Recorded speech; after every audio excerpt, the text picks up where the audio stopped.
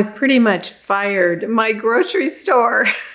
I'm going to tell you why that happened and where I'm getting my food now. Welcome in, I'm Kimberly. This is Pretty Over 50, where we talk everything beauty, fitness, and lifestyle for the over 50 woman. Oh my gosh, I love this video, and I haven't even done it yet, but it's a subject that I'm very, very passionate about, and that is good, healthy, non-toxic food. I'm going to be sharing with you why I fired my grocery store, where I go to find my food now, and how you can do the same thing. If you're new here, welcome in. I hope you'll consider subscribing before you leave, and make sure you click that notification bell so you don't miss any of my upcoming videos. And if you want all the good stuff, you might want to sign up for my Sunday morning email newsletter. The link is in the description box down below. Every Sunday morning, I send out a very short, very sweet, very free email newsletter featuring all the cool things I found throughout the week. It might be a great piece of information, or a company that's doing good things, or a fabulous sale you might have missed. Whatever I would share with you if we were out together having coffee, that's what goes in the Sunday morning email newsletter. It's super easy to sign up. You just click the link down in the description box below. It truly is the most popular thing about my channel. It's super easy, super free, super fun.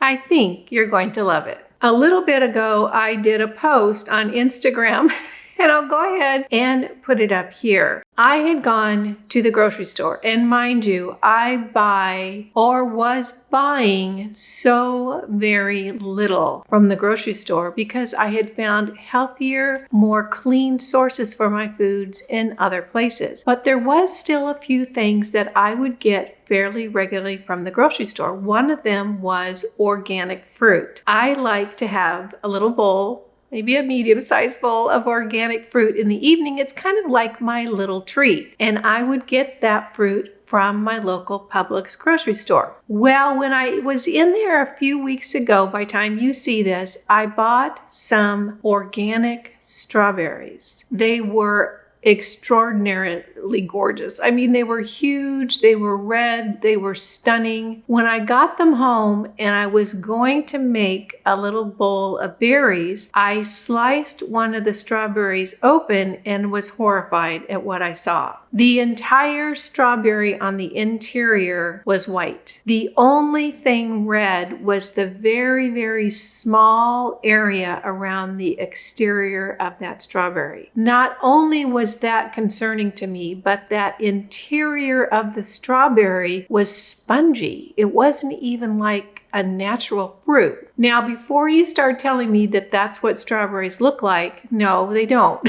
Because I grow strawberries. I grow 3 different kinds. I have a June bearing and I have 2 day neutral varieties. I grow them in my backyard. So I'm very, very familiar with strawberries, how they look, how they smell, how they ripen, and what a real strawberry looks like. This strawberry was horrifying. And just about at that point, I thought, I am done with the grocery store. I just can't trust anything in there. If this is the best that they can provide for organic berries, then I'm out.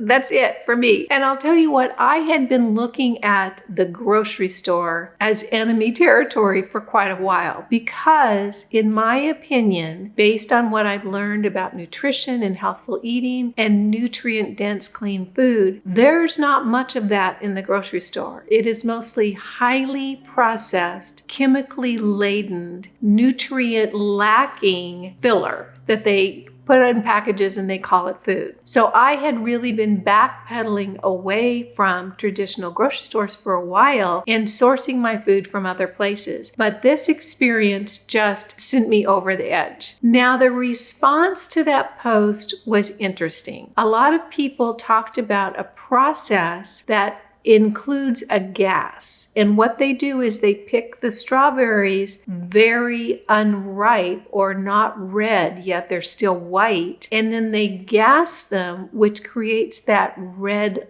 outside layer. The concerning thing for me was the unnatural ripening of that berry, and the fact when I pressed a paper towel up to that berry, the color wasn't strawberry colored. It was like almost a fluorescent orange red. I'm really familiar with strawberry color, not only because I'm 67 and I've been eating strawberries all my life, but also I'm not an idiot.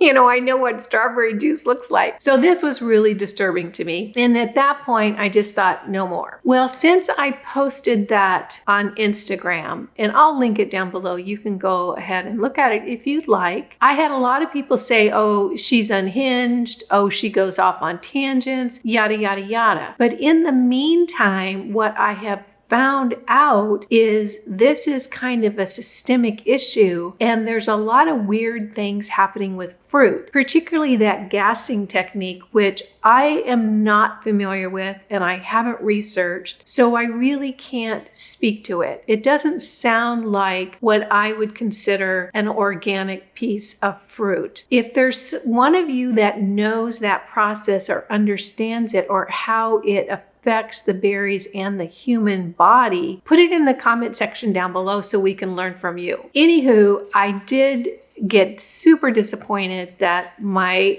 local grocery store wasn't really providing what I consider to be an organic food product. My concern is, and let me know in the comments below if this is how you feel, I think that right now people just want the truth and they just want honesty. And when we go to buy strawberries, we just want to buy a strawberry. We don't want a frankenfruit. We don't want some awful thing that's been manipulated to look good but have absolutely no taste, no smell, no flavor, no substance, and no nutrients. I don't think that that's what we want right now. I think we're craving and yearning for real. At least that's how I feel about it. So I have pretty much fired my grocery store. I very, very rarely go into the grocery store anymore, and I only buy a very few things there. So now you might be wondering, well, what are you eating? And that's really what I'm going to talk about today, is I'm going to tell you how I'm getting my food now, how I found them, and pretty much how the process is working for me. So I started looking at other sources for getting my food a while ago. It started, of course, when I was in Aiken in South Carolina. I started going to the farmer's market very regularly. And since I've moved here to Florida, I've really expanded my purchase of my food items from places other than a grocery store. My journey of finding these places has been interesting. And what I can say for you, if you would like to start finding real food that's not ladled with toxic chemicals or hormones or injected with who knows what I can say is it's fairly easy. It's just time consuming because it has a lot to do with getting to know people and find out who they know or what they know and where they get their stuff. And it's sort of like you're just pulling threads. One person will lead you to the next person, will lead you to the next person. Anyway, most of what I get is from local producers in my area in Central Florida. Now, I happen to live in an area of Central Florida that's very, it's very open, and there's lots of cattle farms here and lots of open pastures, and the people are raising chickens and they have pigs and they do this and that. So it's probably very, very centered on eating more locally than some places I've lived in the past. This might be indicative of what's happening in your area as well. I think there is kind of a growing trend to go back to the land, to go back to the farmers, to go back to the people who are raising real food locally. And that's what I've been able to do. Two of the things that I get locally that I don't go to the grocery store is most of my protein. Almost all my protein comes from local resources. I get my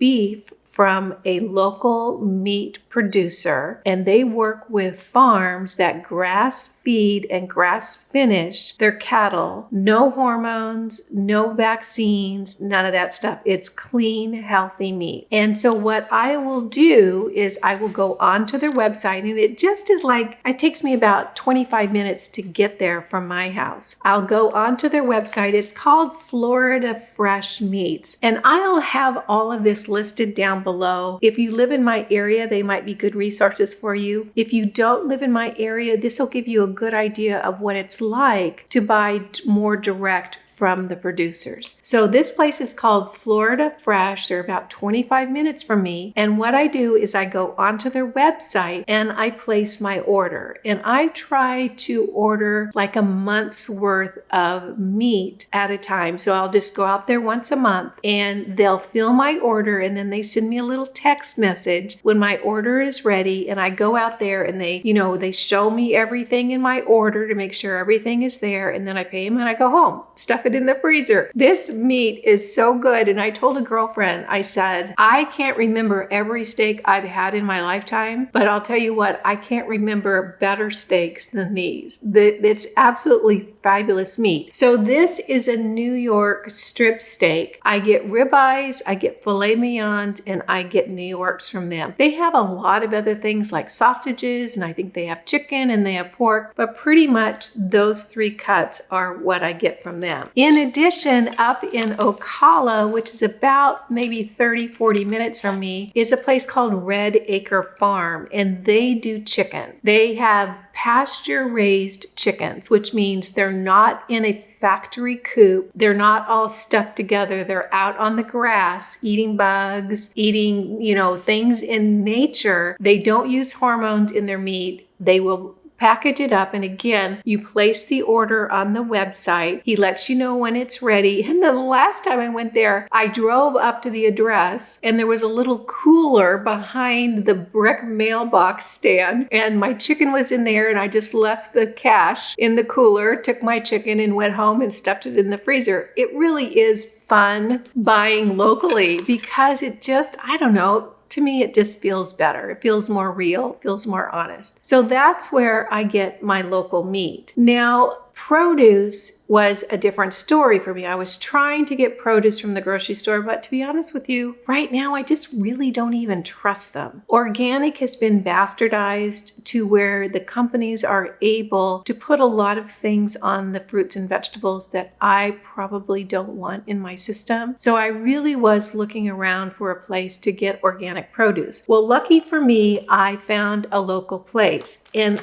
it took time. It just takes time to get all these resources together. So right here, I have blueberries and I have a nectarine that I got from a place called Bountiful Farms. Bountiful Farms is it's a combination of a nursery, an organic farm, a farm stand where they sell produce, and also a really, really fun outdoor restaurant where you sit underneath it's probably a 200-year-old oak tree and eat your meal made from a lot of the organic produce on the farm. This place is amazing. Not only can you buy plants there, but you can buy organic produce that they grow right there on the farm. The last time I was there, the owner was working the register, and there was a line of us waiting to check out, and she started talking about the different produce that she had there available in the farm stand. And what she said is, she says, I don't use anything on my farm. I use a little bit of neem oil and some diatomaceous earth. Other than that, I feel like bugs are a part of the whole process. And the fact is that you don't want produce that is never come in contact with bugs, because if it hasn't, that means there's a toxic chemical on it to keep the bugs away, and that toxic chemical is going to go into your system. So she was really great. She says, I don't use anything on my produce. And the other produce that I source for the farm stand, I find like-minded farmers in my area that grow things I don't grow, and that's what's for sale there. So she has everything from fruits and vegetables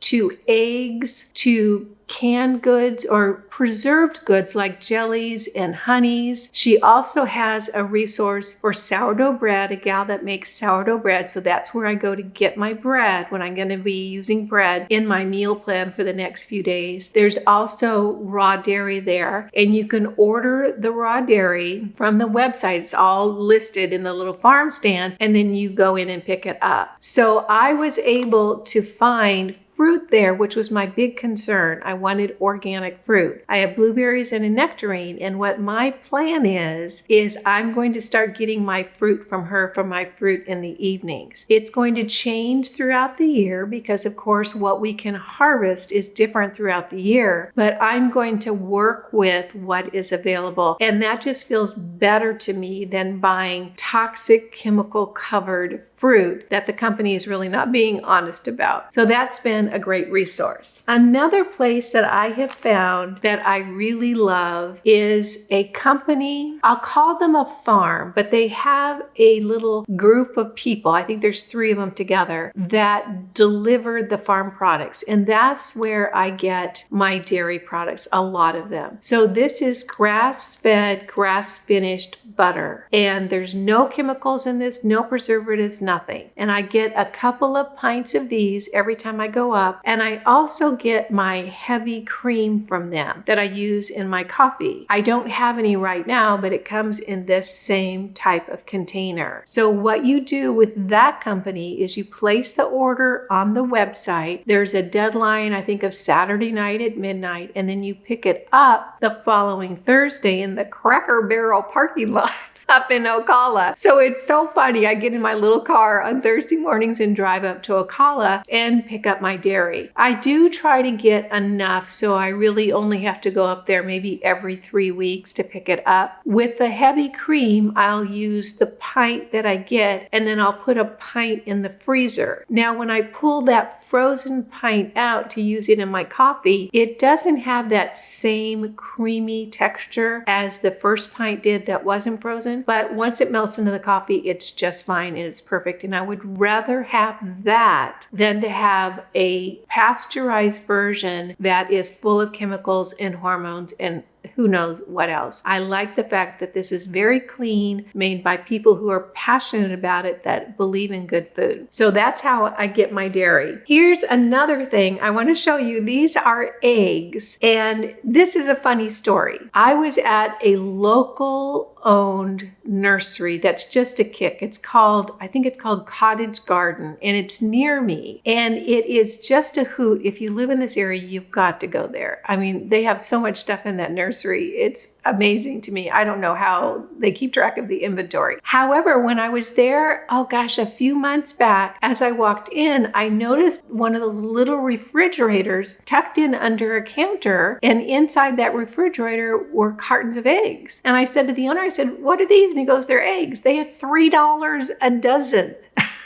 So these are pasture-raised eggs from a local gal that has a whole bunch of chickens. She doesn't need all the eggs. She packages them up in little egg cartons and takes them down to the Cottage Garden, puts them in the refrigerator, and sells them for $3 a dozen. Pretty cool, don't you think? So these are my eggs. Now I want to show you one thing that's kind of a little, I don't know, it's just a funny little thing I do. Every now and then, we all need a treat. We just do. At least I feel like we do. And I like a treat now and then too. However, when I look at things like cookies or ice cream or cakes or this and that from the grocery store, if you look at the ingredient label, it's horrifying. I can't even pronounce a lot of those things, and I certainly don't want those things in my body. So I like having a treat. I don't want to eat those treats from the grocery store because it's not butter, flour, sugar, and flavorings anymore. It's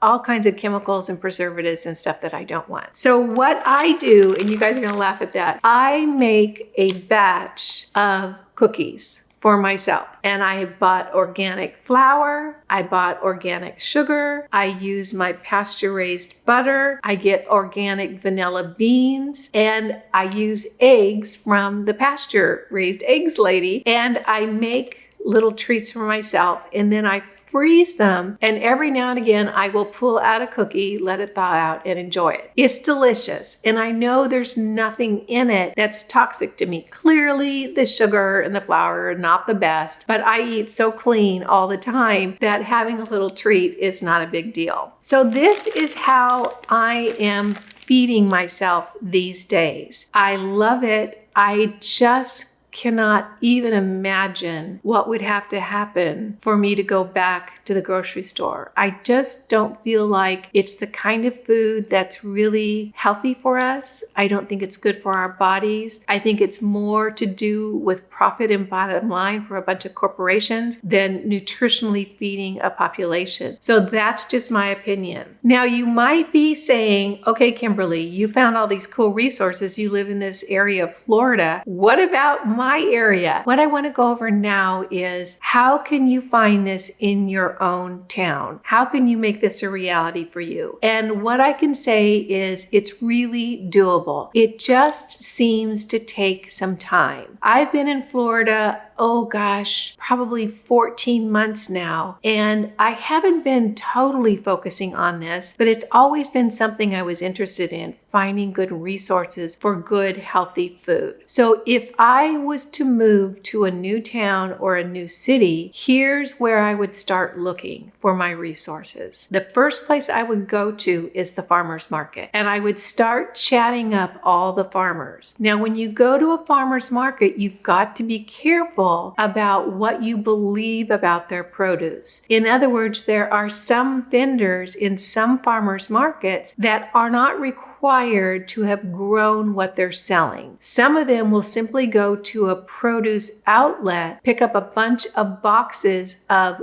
conventionally grown produce. That means factory farm, sprayed, toxic chemicals, herbicides, pesticides, all that. And then they'll bring them to the farmer's market and lay them out like they were grown from home. And they're not. So that's why you want to talk to the locals at your farmer's market. Did you grow this? Do you spray? And when I ask them, do you spray? I try to make it very quiet or passive, not accusatory. Like, oh, do you spray? So they don't get defensive with me, and so they'll tell me the truth. What I can say is my experience that the people who grow organically are so passionate about it because they understand the importance of having food without toxic chemicals on it. So they will start talking and they will talk your ear off. That's been my experience. And a lot of them won't have organic listed on their booth because it's been so corrupted, the organic industry, and the fees are so high to get certified organic that it's not even worth it for a lot of these farmers. And most of these farmers that I have talked to locally that grow without spray are what's called beyond organic. In other words, they take it so much further because this is the food they're eating and the food that they're feeding to their families. So get to know your local farmers and local growers at the farmer's market. That's where I would start. And start asking them questions. Where do you get your eggs? Where do you get your dairy? Do you know anybody in the area that bakes sourdough bread? Who do you know that I can buy a quarter of a cow from or half a cow from? Who do you know that sells meat chickens? Start asking them. And what you'll find is that they will give you resources, and then you go talk to those resources and ask them the same questions. They'll give you more resources. And it's just like you kind of pulling on the thread to find all the places that you need. The second place that I would go to if I moved to a new town or a new city is Facebook. I'm on a couple of Facebook groups for local growers in Florida. Mine is called Florida Farmers Are Kind of a Big Dill. It's spelled D-I-L-L, like the herb dill. I mean, they're funny. And on that Facebook group, the local farmers and growers and cattlemen and chicken raisers, they will post what they have. And you can just go onto the group and see who's selling mangoes. Maybe the mangoes are ready to pick. You go to the farm,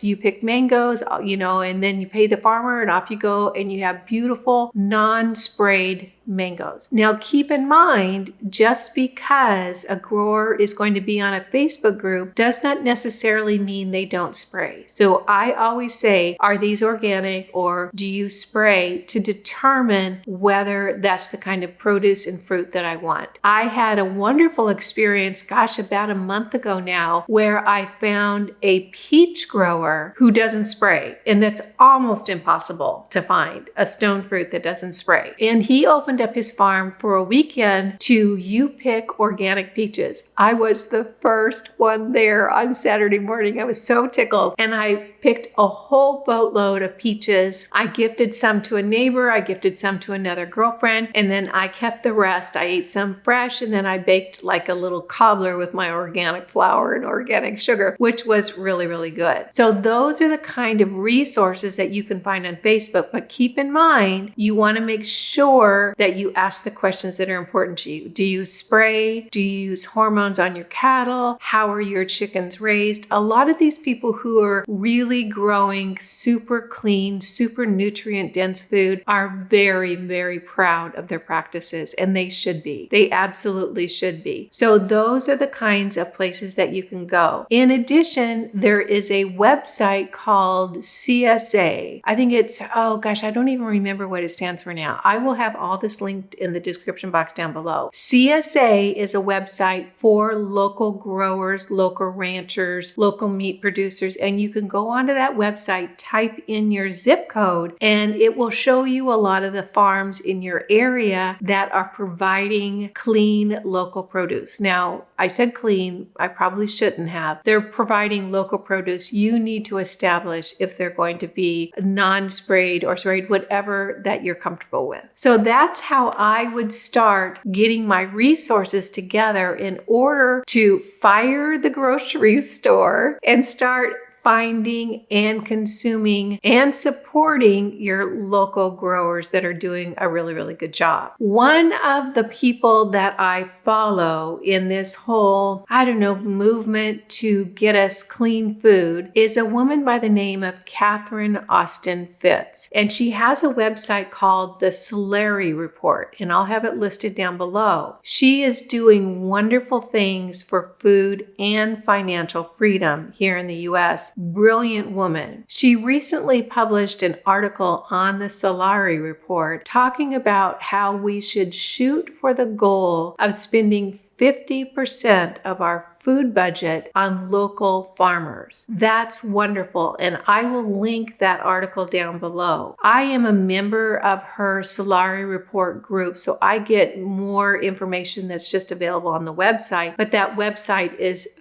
fabulous. What I realized once I read that report about spending, 50% of your food budget on local producers is that I probably spend 98% of my food budget on local growers. And I'm really, really happy with that. I love supporting the local people that are doing really, really good work and providing us with food that's really nutritious. And I love not having to go into the grocery store and look around and feel so very lied to and betrayed about what's in there being sold as food when it's really not. Well, that is my best suggestions for how to find good, nutrient-dense, clean food in your area, uncovering where to get it, how to get it, what the whole process is like. I hope you found this fun, useful, and helpful. If you did, go ahead and give it a thumbs up. You guys know it just means the world to me when you take a few minutes out of your day to spend it with me. I appreciate that, and I appreciate you. Again, I'm Kimberly. This is Pretty Over 50, where we talk everything beauty, fitness, and lifestyle for the over 50 and over 60 woman. Make it a great day, and I'll see you in the next video. Bye now.